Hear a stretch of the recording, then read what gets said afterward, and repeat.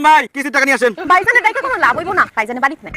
আপনার ভাইজান ভাবি কেউ বাড়িতে নাই, কই গেছে তারা? ভাইজান ভাবিরে নিয়ে শ্বশুর বাড়িতে বেড়াইতে গেছে। তাকে কোনো আকেল নাই? জানেন আজকে সোমবার কিস্তির টাকা দিতে হইব। সে কি ভাবছে শ্বশুর বাড়িতে গেলে তার কিস্তির টাকা দিতে হইব না? বলেন তার শ্বশুর বাড়ি কোথায়? তেতুরিয়া। ওরে আল্লাহ রে, আপনার ভাই কি বিয়ে করার জন্য জায়গা পেল না? সে বাংলাদেশে শেষ পথে গিয়ে তার বিয়ে করতে হইব।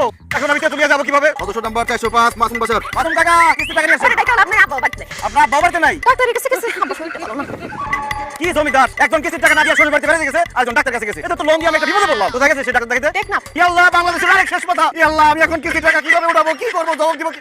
টাকা শোধ না করে 500 টাকা সেখানে বসে বসে না? না না দেখি আমি সহ্য করে আপনার কথা বললাম। হ্যাঁ, জোর জোর করে রাখেন। আব্বা আমি বুঝা গেছি কোন ভালো ফ্যামিলিতে তোমরা আমার বিয়া দিতে পারবা না। পাত্রী সাইতে পয়সা থাকতে থাকতে আমার আর ভালো লাগে না। যদি তোমরা আমার বিয়া দিতে চাও তাইলে আমগো মতো কোন সোরের ফ্যামিলি খুঁজে বাইর করো, তাইলেই আমার বিয়া হইবে। কি কথা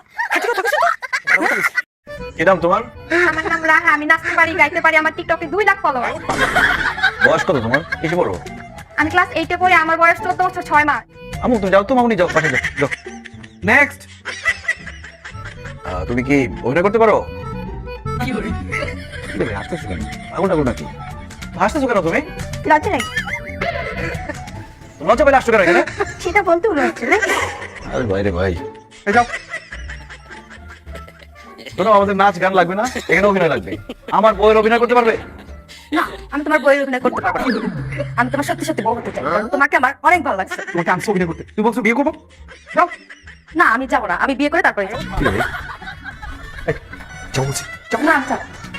আমরা হ্যালো, সোহেল তো বাজারে গেছে। আমি চুমকি, তোমার ভাবি। ভাবি, আপনি চমকে তাতে আমার কি? আমার টাকাটা লাগবে, সোহেলের দেন ফোন। আরে টাকার হিসাব তো তুমি সোহেলের সাথে করবা। তার আগে একটা কথা কও, কালকে রাতেই তোমার স্বপ্ন দেখলাম, আর আজকে তুমি ফোন দিলা, ঘটনা কি? ভাবি, আপনি আমার স্বপ্ন দেখছেন? এই দুষ্টু, আপনি আপনি করতেছো কেন? সোহেল তো বাড়িতে নাই। তার চেয়ে চলো আমরা দুজন দুষ্টু দুষ্টু কথা বলি। না না, সবকিছুর পরেও তো আপনি আমার ভাবি, তাই না? বিয়ে শাদীর অনুষ্ঠানে দেখা হইলে তুমি যা যা করো, ওইটা কি মানুষ ভাবির সাথে করে? তোমার চোখ যে কই কই থাকে সেটা মনে করছো আমি বুঝি না? ওহো, এগুলো তুমি ফলো করো না? আরে কেন লক্ষ্য করবো না? তোমার মতো পুরুষ মানুষের চোখের আশা আমি ভালো করতে পারি। বাড়িতে আসো না কেন, গল্প করতাম। কি বলো তুমি? কইলে আমি কালকে আমো। আরে না না, কালকে না, আগে তোমার বন্ধুরে বিদেশ পাঠানোর ব্যবস্থা করি, তারপরে। কি তুমি বিদেশ চলে যেতেছে? টাকা জোগাড় হইলেই যাইব, বাকি আছে এখনো 2 লাখ টাকা। 2 লাখ টাকা জোগাড় হয়ে গেলেই আগামী মাসে সে সৌদি আরব চলে যাইব। এরপরে তুমি যখন খুশি তখন আমার বাড়িতে আসতে পারবে। এটা কোনো কথা? 2 লাখ টাকার জন্য যেতে পারতেছে না। 2 লাখ টাকা আমি দিতেছি, ওর অ্যাকাউন্ট নাম্বারটা দাও তোমারে। তুমি দিবা? কিন্তু সোহেল যদি তোমার টাকাটা ফেরত দিতে না পারে? আরে দূর, তোমার পাইলে 2 লাখ টাকা কোনো বিষয় না, না দিলে না দেখ। এই আচ্ছা, রাখি রাখি রাখি, সোহেল আসতেছে, রাখি। শালা ডানটুকির বাচ্চা, আমার বললো যে জল তরঙ্গ খেলতাছস, আজকে তোর